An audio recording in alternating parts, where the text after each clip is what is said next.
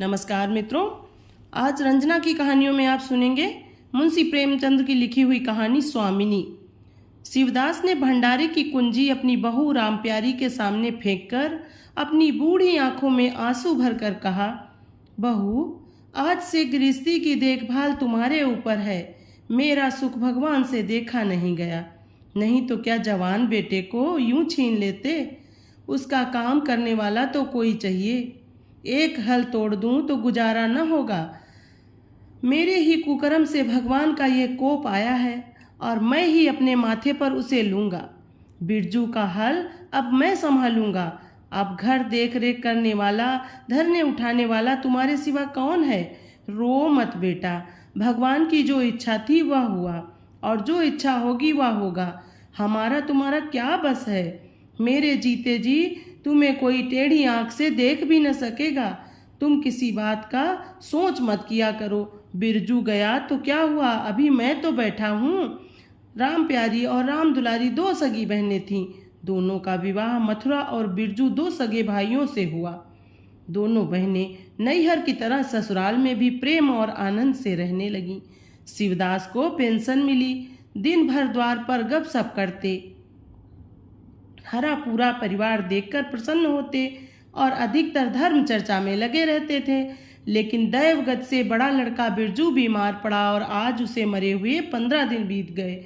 आज क्रियाकर्म कर फुर्सत मिली और शिवदास ने सच्चे कर्मवीर की भांति फिर जीवन संग्राम के लिए कमर कस ली। मन में उसे चाहे कितना ही दुख हुआ हो, उसे किसी ने रोते नहीं देखा। आज अपनी बहू को देखकर एक क्षण के लिए उसकी आंखें सजल हो गईं, लेकिन उसने मन को संभाला और रुधे हुए कंठ से उसे दिलासा देने लगा। कदाचित उसने सोचा था घर की स्वामिनी बनकर विधवा के आंसू पुछ जाएंगे। कम से कम उसे इतना कठिन परिश्रम न करना पड़ेगा। इसलिए उसने भंडारे की कुंजी बहू के सामने फेंक दी थी। वैधव्य की व्यथा को स्वामित्व के गर्भ से दबा देना चाहता था। रामप्यारी ने पुलकित कंठ से कहा, कैसे हो सकता है दादा कि तुम मेहनत मजदूरी करो और मैं मालकिन बनकर बैठूं? काम धंधे में लगी रहूंगी तो मन बदला रहेगा, बैठे बैठे तो रोने के सिवा और कुछ न होगा। शिवदास ने समझाया, बेटा, दैवगत में तो किसी का बस नहीं। रोने धोने से हलकानी के सिवा और क्या हाथ आएगा? घर में भी तो बीसों काम है।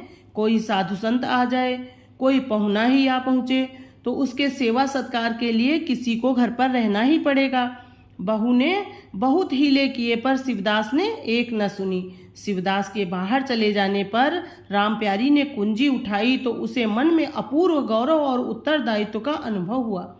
जरा देर के लिए पति वियोग का दुख उसे भूल गया। उसकी छोटी बहन और देवर दोनों काम करने गए हुए थे। शिवदास बाहर था, घर बिल्कुल खाली था।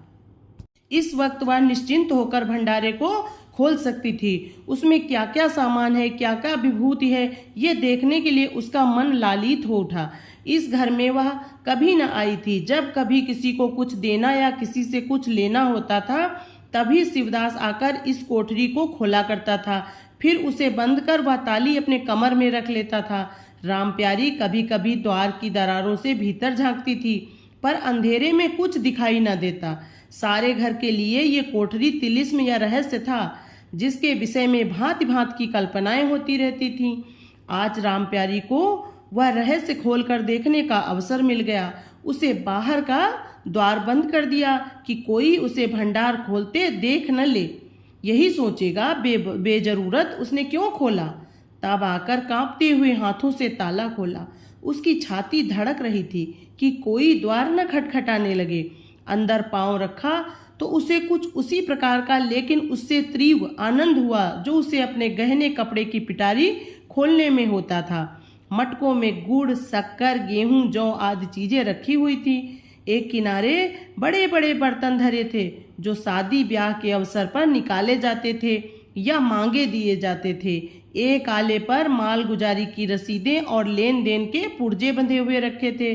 कोठरी में विभूति सी छाई थी, मानो लक्ष्मी अज्ञात रूप से विराज रही हो। उस विभूति की छाया में रामप्यारी आधा घंटे तक बैठी अपनी आत्मा को तृप्त करती रही। प्रतिक्षण उसके हृदय पर ममत्व का नशा छाया जा रहा था। जब वह उस कोठरी से निकली तो उसके मन में संस्कार बदल गए थे, मानो किसी ने उस पर मंत्र डाल दिया हो। उसी समय द्वार पर किसी ने आवाज दी। उसने तुरंत भंडारे का द्वार बंद किया और जाकर सदर दरवाजा खोल दिया। देखा तो पड़ोसिन झुनिया खड़ी है और 1 रुपए उधार मांग रही है। राम प्यारी ने रुखाई से कहा, अभी तो 1 पैसा घर में नहीं है जीजी, क्रियाक्रम में सब खर्च हो गया। झुनिया चकरा गई। चौधरी के घर में इस समय 1 रुपए भी नहीं। ये विश्वास करने की बात न थी। जिसके यहाँ सैकड़ों का लेन देन है वह सब कुछ क्रियाक्रम में नहीं खर्च कर सकता। अगर शिवदास ने बहाना किया होता तो उसे आश्चर्य न होता। प्यारी तो अपने सरल स्वभाव के लिए गांव में मशहूर थी। अक्सर शिवदास की आंखें बचाकर पड़ोसियों को इच्छित वस्तुएं दे दिया करती थी। अभी कल ही उसने जानकी को सेर भर दूध दिया, यहाँ तक कि अपने गहने तक मांगे दे देती थी। कृपण शिवदास के घर में ऐसी साखरच बहू का आना गांव वाले अपने सौभाग्य की बात समझते थे। झुनिया ने चकित होकर कहा, ऐसा न कहो जीजी, बड़े गाढ़े में पड़ कर आई हूँ। नहीं, तुम जानती हो मेरी आदत ऐसी नहीं है। बाकी 1-1 रुपए देना है। प्यादा द्वार पर खड़ा बकझक कर रहा है। रुपया दे दो तो किसी तरह विपत्ति टले। मैं आज के 8वें दिन आकर दे जाऊंगी। गांव में और कौन घर है जहां मांगने जाऊं। प्यारी टस से मस न हुई। उसके जाते ही प्यारी सांझ के लिए रसोई पानी का इंतजाम करने लगी। पहले चावल दाल बीनना अपाढ़ लगता था और रसोई में जाना तो सूली पर चढ़ने से कम न था। कुछ देर बहनों में झाँव होती, तब शिवदास आकर कहते, क्या आज रसोई न बनेगी? तो 2 में से 1 उठती और मोटे मोटे टिक्कड़ लगाकर रख देती, मानो बैलों का रातिब हो। आज प्यारी तनमन से रसोई के प्रबंध में लगी हुई थी। अब वह घर की स्वामिनी है। तब उसने बाहर निकलकर देखा कितना कूड़ा करकट पड़ा हुआ है। बुढ़ऊ दिन भर मक्खी मारा करते हैं, इतना भी नहीं होता कि जरा झाड़ू ही लगा दे। अब क्या इनसे इतना भी न होगा? द्वार चिकना होना चाहिए कि देखकर आदमी का मन प्रसन्न हो जाए, ये नहीं कि उबकाई आने लगे। अभी कह दूं तो तिनक उठेंगे। अच्छा, मुन्नी नाद से अलग क्यों खड़ी है? उसने मुन्नी के पास जाकर नाद में झांका, दुर्गंध आ रही थी। ठीक मालूम होता है महीनों से पानी ही नहीं बदला गया। इस तरह तो गाय रह चुकी, अपना पेट भर लिया, छुट्टी हुई, और किसी से क्या मतलब। हाँ, सबको अच्छा लगता है। दादा द्वार पर बैठे चिलम पी रहे हैं। वह नहीं कि 3 कौड़ी का खाने को 1.5 सेर काम करते नानी मरती है। आ जाता है तो पूछती हूँ, नाद में पानी क्यों नहीं बदला? रहना हो रहे, चाहे जाए। आदमी बहुत मिलेंगे चारों ओर तो लोग मारे मारे फिर रहे हैं। आखिर उससे न रहा गया, घड़ा उठाकर पानी लाने चली।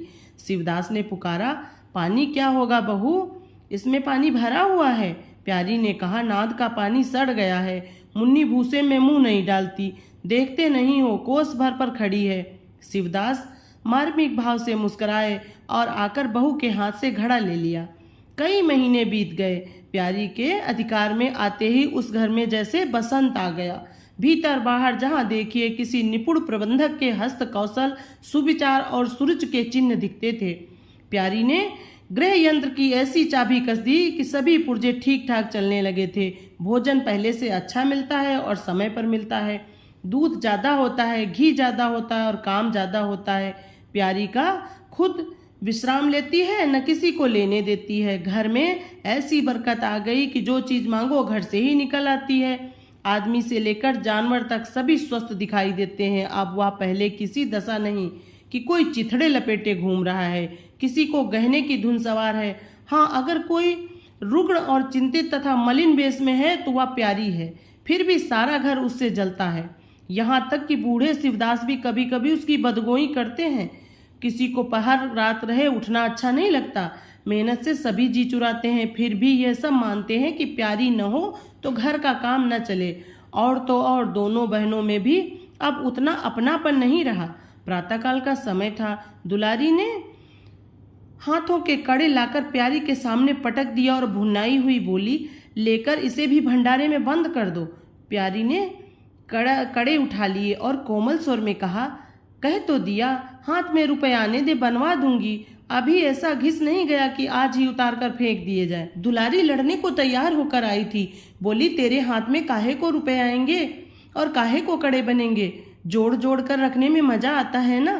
प्यारी ने हंसकर कहा, जोड़ जोड़ रखती हूँ तो तेरे लिए कि मेरे कोई बैठा हुआ है कि मैं सबसे ज्यादा खा पहन लेती हूँ।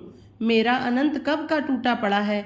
दुलारी, तुम न खाओ न पहनो, जस तो पाती हो। यहाँ खाने पहनने के सिवा और क्या है? मैं तुम्हारा हिसाब किताब नहीं जानती, मेरे कड़े आज बनने को भेज दो। प्यारी ने सरल विनोद भाव से पूछा, रुपए न हो तो कहाँ से लाऊं? दुलारी ने उद्दंडता के साथ कहा, मुझे इससे कोई मतलब नहीं, मैं तो कड़े चाहूंगी। इसी तरह घर के सब आदमी अपने अपने अवसर पर प्यारी को 2-4 खरी खोटी सुना जाते और वह गरीब सबकी धौंस हंसकर सहती। स्वामिनी का यह धर्म है कि सबकी धौंस सुन ले और करे वही जिससे घर का कल्याण हो। स्वामित्व के कवच पर धौंस, ताने, धमकी किसी का असर न होता। उसकी स्वामिनी की कल्पना इन आघातों से और भी स्वस्थ होती थी। वह गृहस्थी की संचालिका थी। सभी अपने अपने सुख दुख उसके सामने रोते, पर जो कुछ वह करती वही होता। इतना उसे प्रसन्न करने के लिए काफी था। गांव में प्यारी की सराहना होती। अभी उम्र ही क्या है, लेकिन सारे घर को संभाले हुए है। चाहती तो सगाई करके चैन से रहती। इस घर के पीछे अपने को मिटाए देती है। कभी किसी से हंसती बोलती भी नहीं, जैसे काया पलट हो गई। कई दिनों के बाद दुलारी के कड़े बनकर आ गए। प्यारी खुद सुनार के घर दौड़ दौड़ गई। संध्या हो गई। दुलारी और मथुरा हाट से लौटे। प्यारी ने नए कड़े दुलारी को दिए। दुलारी निहाल हो गई। चटपट कड़े पहने और दौड़ी हुई बरोठे में जाकर मथुरा को दिखाने लगी। प्यारी बरोठे के द्वार पर छिपी खड़ी ये दृश्य देखने लगी। उसकी आंखें सजल हो गईं। दुलारी उससे कुल 3 ही साल छोटी थी, पर दोनों में कितना अंतर है। उसकी आंखें मानो उस दृश्य पर जम गईं। दंपत्ति का वह सरल आनंद, उनका प्रेमालिंगन, उनकी मुग्ध मुद्रा प्यारी की टकटकी सी बंध गई। यहाँ तक कि दीपक के धुंधले प्रकाश में वे दोनों उसकी नजरों से गायब हो गए और अपने ही अतीत जीवन की एक लीला आंखों के सामने बार बार नए नए रूप में आने लगी। सहसा शिवदास ने पुकारा, बड़ी बहू, 1 पैसा दो, तंबाकू मंगवाऊं। प्यारी की समाधि टूट गई। आंसू पोंछती हुई भंडारे में पैसा लेने चली गई। एक एक करके प्यारी के गहने उसके हाथ से निकलते जाते थे। वह चाहती थी मेरा घर गांव में सबसे संपन्न समझा जाए और इस महत्वाकांक्षा का मूल्य देना पड़ता था। कभी घर की मरम्मत के लिए और कभी बैलों की नई गोई खरीदने के लिए, कभी नातेदारों के व्यवहारों के लिए, कभी बैलों का नई गोई खरीदने के लिए, कभी बीमारों की दवा दारू के लिए रुपए की जरूरत पड़ती रहती थी। और जब बहुत कर्तव्योत करने पर भी काम न चलता तो वह अपनी कोई न कोई चीज निकाल देती और एक बार चीज हाथ से निकलकर फिर न लौटती थी। वह चाहती तो इनमें से कितने ही खर्चों को टाल जाती, पर जहाँ इज्जत की बात आ पड़ती थी वह दिल खोलकर खर्च करती। अगर गांव में हेठी हो गई तो क्या बात रही, लोग उसी का नाम तो धरेंगे। दुलारी के पास भी गहने थे। 2-1 चीजें मथुरा के पास भी थीं, लेकिन प्यारी उनकी चीजें न छूती। उनके खाने पहनने के दिन हैं, वे इस जंजाल में क्यों फंसे। दुलारी को लड़का हुआ तो प्यारी ने धूम से जन्मोत्सव मनाने का प्रस्ताव किया। शिवदास ने विरोध किया। क्या फायदा, जब भगवान की दया से सगाई ब्याह के दिन आएंगे तो धूमधाम से कर लेना। प्यारी का हौसले से भरा दिल भला क्यों मानता। बोली, कैसी बात करते हो दादा, पहलौठे के लड़के के लिए भी धूमधाम न हुई तो कब होगी। मन तो नहीं मानता, फिर दुनिया क्या कहेगी। नाम बड़े दर्शन थोड़े, मैं तुमसे कुछ नहीं मांगती, अपना सारा इंतजाम कर लूंगी, गहनों के माथे जाएगी और क्या। शिवदास ने चिंतित होकर कहा, इस तरह एक दिन एक धागा भी न बचेगा। कितना समझाया बेटा, भाई भौजाई किसी के नहीं होते। अपने पास 2 चीजें रहेंगी तो सब मुंह जोहेंगे, नहीं तो कोई सीधे बात भी न करेगा। प्यारी ने ऐसा मुंह बनाया मानो वह ऐसी बूढ़ी बातें बहुत सुन चुकी और बोली, जो अपने हैं वे भी न पूछें तो भी अपने ही रहते हैं। मेरा धर्म मेरे साथ, उनका धर्म उनके साथ। मर जाऊंगी तो क्या छाती पर लाद कर ले जाऊंगी। धूमधाम से जन्मोत्सव मनाया गया। बरही के दिन सारी बिरादरी का भोज हुआ। लोग खा पी कर चले गए। प्यारी दिन भर की थकी मादी आंगन में एक टाट का टुकड़ा बिछाकर कमर सीधी करने लगी। आंखें झपक गईं। मथुरा उसी वक्त घर में आया। नवजात पुत्र को देखने के लिए उसका चित्त व्याकुल हो रहा था। दुलारी सौर ग्रह से निकल चुकी थी। गर्भावस्था में उसकी देह क्षीण हो गई थी, मुंह भी उतर गया था, पर आज स्वस्थता की लालिमा मुख पर छाई हुई थी और शौर्य के संयम और पौष्टिक भोजन ने देह को चिकना कर दिया था। मथुरा उसे आंगन में देखते ही समीप आ गया और एक बार प्यारी की ओर ताक कर उसके निद्रामग्न होने का निश्चय करके उसने शिशु को गोद में ले लिया और उसका मुंह चूमने लगा। आहट पाकर प्यारी की आंखें खुल गईं, पर उसने नींद का बहाना किया और अधखुली आंखों से ये आनंद क्रीड़ा देखने लगी। माता और पिता दोनों बारी बारी से बालक को चूमते, गले लगाते और उसके मुख को निहारते थे। कितना स्वर्गीय आनंद था। प्यारी की त्रसित लालसा एक क्षण के लिए स्वामिनी को भूल गई। जैसे लगाम से मुखबद्ध बोझ से लदा हुआ हाँकने वाले के चाबुक से पीड़ित दौड़ते दौड़ते बेदम तुरंग हिनहिनाने की आवाज सुनकर कनौतियां खड़ी कर लेता है और परिस्थिति को भूलकर एक दबी हुई हिनहिनाहट से उसका जवाब देता है। कुछ वही दशा प्यारी की हुई। उसका मातृत्व जो पिंजरे में बंद मूक निश्चेष्ट पड़ा हुआ था, समीप से आने वाली मातृत्व की चहकार सुनकर जैसे जाग पड़ा और चिंताओं के उस पिंजरे से निकलने के लिए पंख फड़फड़ाने लगा। मथुरा ने कहा, ये मेरा लड़का है। दुलारी ने बालक को गोद में चिपकाकर कहा, हाँ क्यों नहीं, तुम्ही ने तो 9 महीने पेट में रखा है। सांसत तो मेरी हुई, बाप कहलाने के लिए तुम कूद पड़े। मथुरा, मेरा लड़का न होता तो मेरी सूरत पर क्यों होता? चेहरा मोहरा रंग रूप सब मेरा हिस्सा है कि नहीं? दुलारी, इससे क्या होता है?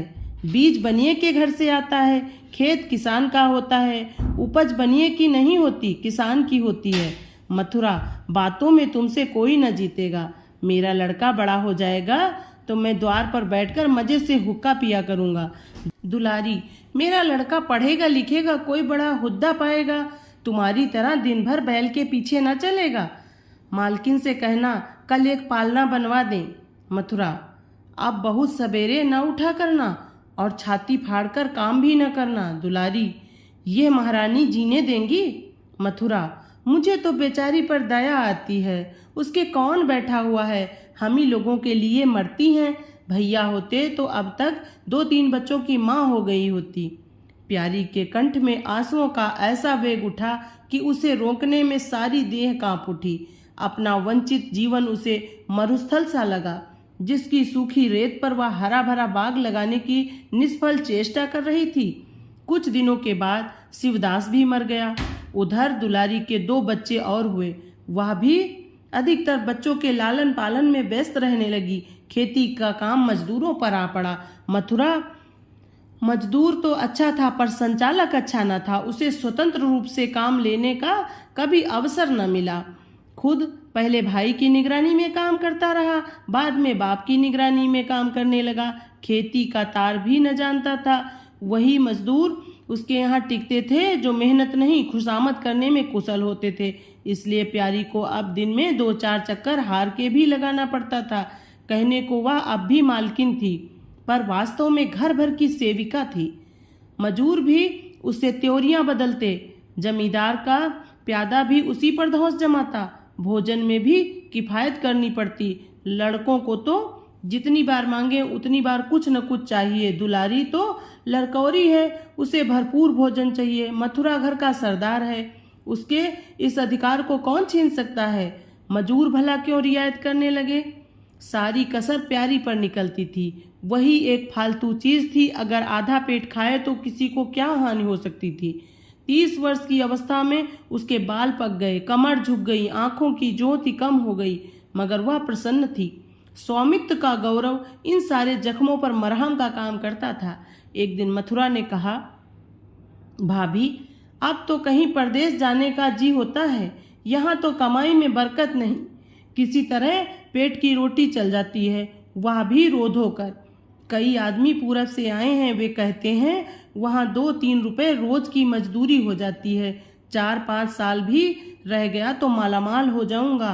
अब आगे लड़के वाले हुए हैं, इनके लिए कुछ तो करना ही चाहिए। दुलारी ने समर्थन किया, हाथ में 4 पैसे होंगे, लड़कों को पढ़ाएंगे लिखाएंगे। हमारी तो किसी तरह कट गई, लड़कों को तो आदमी बनाना है। प्यारी यह प्रस्ताव सुनकर अवाक रह गई। उसका मुंह ताकने लगी। इसके पहले इस तरह की बातचीत कभी ना हुई थी। ये धुन कैसे सवार हो गई? उसे संदेह हुआ शायद मेरे कारण ये भावना उत्पन्न हुई। बोली, मैं तो जाने को न कहूँगी, आगे जैसी इच्छा हो। लड़कों को पढ़ाने लिखाने के लिए यहाँ भी तो मदरसा है। फिर क्या नित्य यही दिन बने रहेंगे? 2-3 साल भी खेती बन गई तो सब कुछ हो जाएगा। मथुरा, इतने दिन खेती करते हो गए, जब अब तक न बनी तो अब क्या बन जाएगी? इस तरह एक दिन चल देंगे, मन की मन में रह जाएगी। फिर अब पौरुष भी तो थक रहा है, ये खेती कौन संभालेगा? लड़कों को मैं चक्की में जोतकर उनकी जिंदगी नहीं खराब करना चाहता। प्यारी ने आंखों में आंसू लाकर कहा, भैया, घर पर जब तक आधी मिले सारी के लिए न धावना चाहिए। अगर मेरी ओर से कोई बात हो तो अपना घर बार अपने हाथ में करो, मुझे एक टुकड़ा दे देना, पड़ी रहूंगी। मथुरा आर्द्रकंठ होकर बोला, भाभी, ये तुम क्या कहती हो? तुम्हारे ही संभाले ये घर अब तक चल रहा है, नहीं रसातल में चला गया होता। इस गिरस्ती के पीछे तुमने अपने को मिट्टी में मिला दिया, अपनी देह घुला डाली। मैं अंधा नहीं हूँ, सब कुछ समझता हूँ। हम लोगों को जाने दो, भगवान ने चाहा तो घर फिर संभल जाएगा। तुम्हारे लिए हम बराबर खर्च वर्च भेजते रहेंगे। प्यारी ने कहा, जो ऐसा ही है तो तुम चले जाओ, बाल बच्चों को कहाँ लेकर बांधे बांधे फिरोगे? दुलारी बोली, ये कैसे हो सकता है बहन? यहाँ देहात में लड़के क्या पढ़ेंगे लिखेंगे? बच्चों के बिना इनका जी भी वहाँ न चल लगेगा। दौड़ दौड़ कर घर आएंगे और सारी कमाई रेल खा जाएगी। परदेश में अकेले जितना खर्चा होगा उतने में सारा घर आराम से रहेगा। प्यारी बोली, तो मैं ही यहाँ रहकर क्या करूँगी? मुझे भी लेते चलो। दुलारी उसे साथ ले चलने को तैयार न थी। कुछ दिन जीवन का आनंद उठाना चाहती थी। अगर परदेश में भी यह बंधन रहा तो जाने से फायदा ही क्या? बोली, बहन, तुम चलती तो क्या बात थी, लेकिन फिर यहाँ का कारोबार तो चौपट हो जाएगा। तुम तो कुछ न कुछ देखभाल करती ही रहोगी। प्रस्थान की तिथि के एक दिन पहले ही रामप्यारी ने रात भर जागकर हलवा और पूड़ियाँ पकाईं। जब से इस घर में आई थी कभी एक दिन के लिए अकेले रहने का अवसर नहीं आया। दोनों बहनें सदा साथ रहीं। आज उस भयंकर अवसर को सामने आते देखकर प्यारी का दिल बैठा जाता था।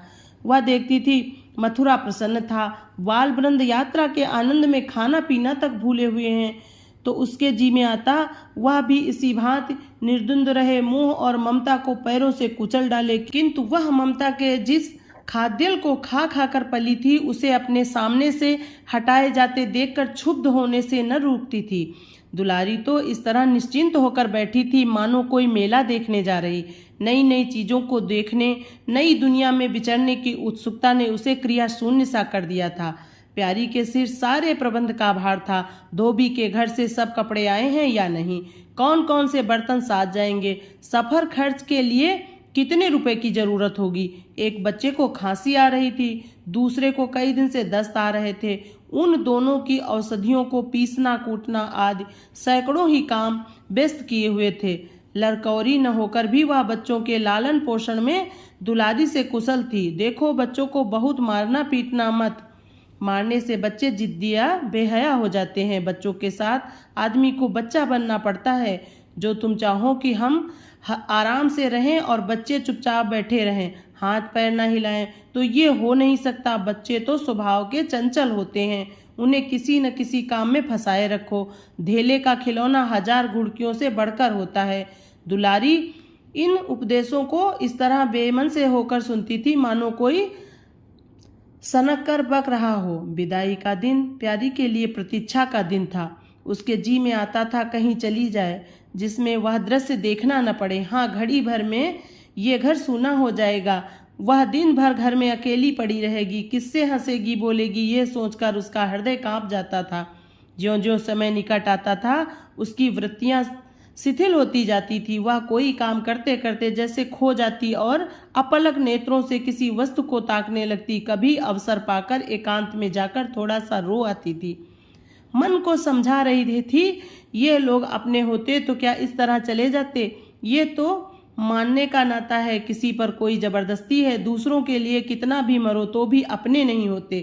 पानी तेल में कितना ही मिले फिर भी अलग ही रहेगा। बच्चे नए नए कुर्ते पहने नवाब बने घूम रहे थे। प्यारी उन्हें प्यार करने के लिए गोद में लेना चाहती तो रोने का समूह बनाकर छुड़ाकर भाग जाते। वह क्या जानती थी कि ऐसे अवसर पर बहुधा अपने बच्चे भी निठुर हो जाते हैं। 10 बजते बजते द्वार पर बैलगाड़ी आ गई। लड़के पहले ही से उस पर जा बैठे। गांव के कितने स्त्री पुरुष मिलने आए। प्यारी को इस समय उनका आना बुरा लग रहा था। वह दुलारी से थोड़ी देर एकांत गले मिलकर रोना चाहती थी। मथुरा से हाथ जोड़कर कहना चाहती थी, मेरी खोज खबर लेते रहना, तुम्हारे सिवा मेरा संसार में कौन है। लेकिन इस भम्मड़ में उसको इन बातों का मौका न मिला। मथुरा और दुलारी दोनों गाड़ी में जा बैठे और प्यारी द्वार पर रोती खड़ी रह गई। वह इतनी विहरल थी कि गांव के बाहर तक पहुंचाने की भी उसे सुध न रही। कई दिन तक प्यारी मूर्छित सी पड़ी रही। न घर से निकली, न चूल्हा जलाया, न हाथ मुंह धोया। उसका हलवाहा जोखू बार बार आकर कहता, मालकिन उठो, हाथ मुंह धो, कुछ खाओ पियो, कब तक इस तरह पड़ी रहोगी। इस तरह की तसल्ली गांव की और स्त्रियां भी देती थी, पर उनकी तसल्लियों में एक प्रकार की ईर्ष्या का भाव छिपा हुआ जान पड़ता था। जोखू के स्वर में सच्ची सहानुभूति झलकती थी। जोखू कामचोर, बातूनी और नशेबाज था। प्यारी उसे बराबर डांटती रहती थी। 2-1 बार उसे निकाल भी चुकी थी, पर मथुरा के आग्रह से फिर रख लिया था। आज भी जोखू की सहानुभूति भरी बातें सुनकर प्यारी झुंझलाती, ये काम करने को क्यों नहीं जाता, यहाँ मेरे पीछे क्यों पड़ा हुआ है। मगर उसे झिड़क देने को जी न चाहता था। उसे उस समय सहानुभूति की भूख थी। फल कांटेदार वृक्ष से भी मिले तो क्या उन्हें छोड़ दिया जाता है। धीरे धीरे क्षोभ का वेग कम हुआ। जीवन के व्यापार होने लगे। अब खेती का सारा भार प्यारी पर था। लोगों ने सलाह दी, एक हल तोड़ दो और खेतों को उठा दो, पर प्यारी का गर्व यूं ढोल बजाकर अपनी पराजय स्वीकार न करना चाहता था। सारे काम पूर्ववत चलने लगे। उधर मथुरा के चिट्ठी पत्री न भेजने से उसके अभिमान को और भी उत्तेजना मिली। वह समझता है मैं उसके आसरे बैठी हूँ, उसके चिट्ठी भेजने से मुझे कोई निधि न मिल जाती। उसे अगर मेरी चिंता नहीं तो मैं कब तक उसकी परवाह करती रहूंगी। घर में तो अब विशेष काम रहा नहीं। प्यारी सारे दिन खेती बाड़ी के कामों में लगी रहती। खरबूजे बोए थे, वह खूब फले और खूब बिके। पहले सारा दूध घर में खर्च हो जाता था, अब बिकने लगा। प्यारी की मनोवृत्तियों में भी एक विचित्र परिवर्तन आ गया। वह अब साफ कपड़े पहनती, मांग चोटी की ओर से भी उतनी उदासीन न थी।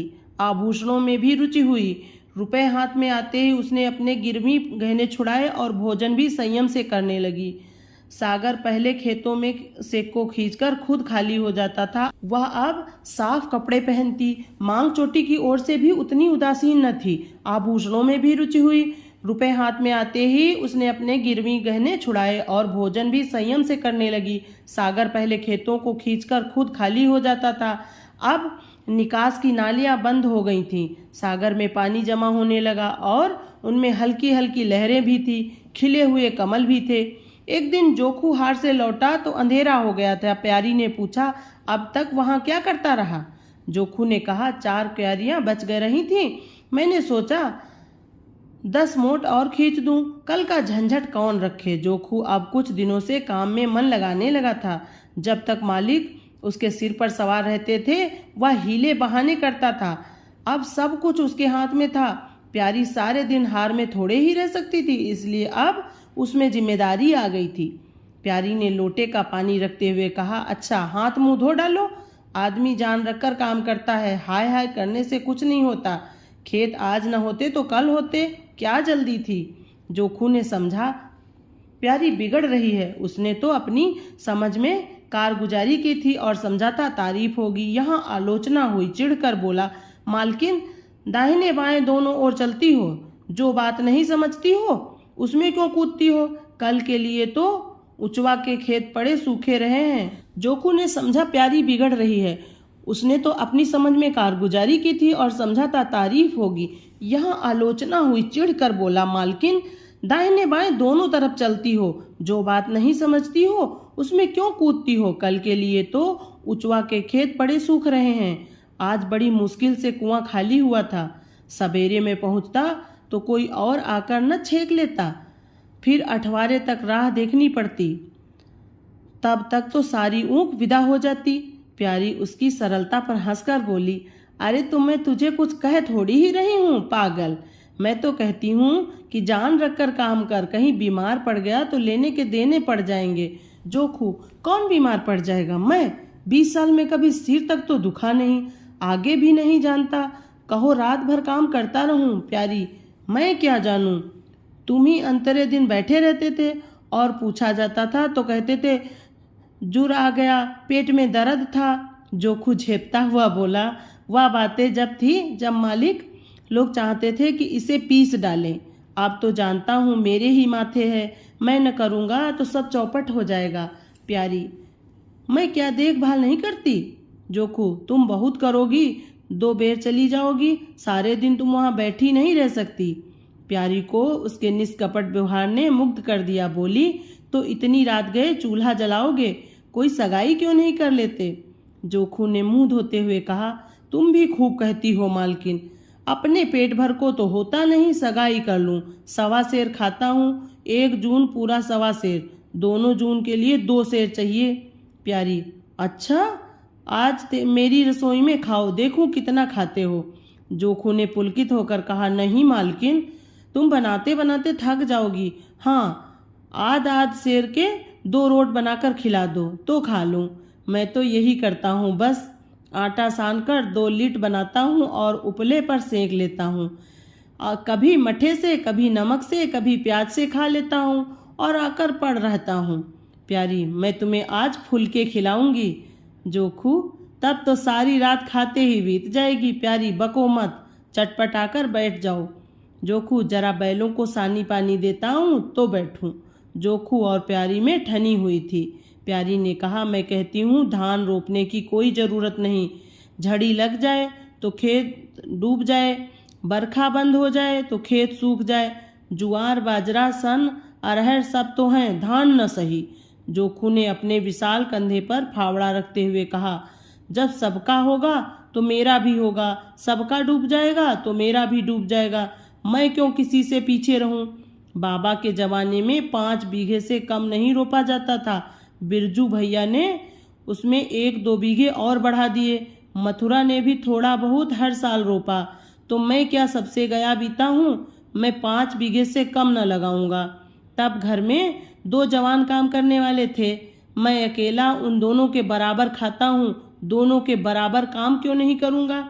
चल झूठा कहीं का, कहते थे 2 सेर खाता हूँ, 4 सेर खाता हूँ, आधा सेर में रह गए।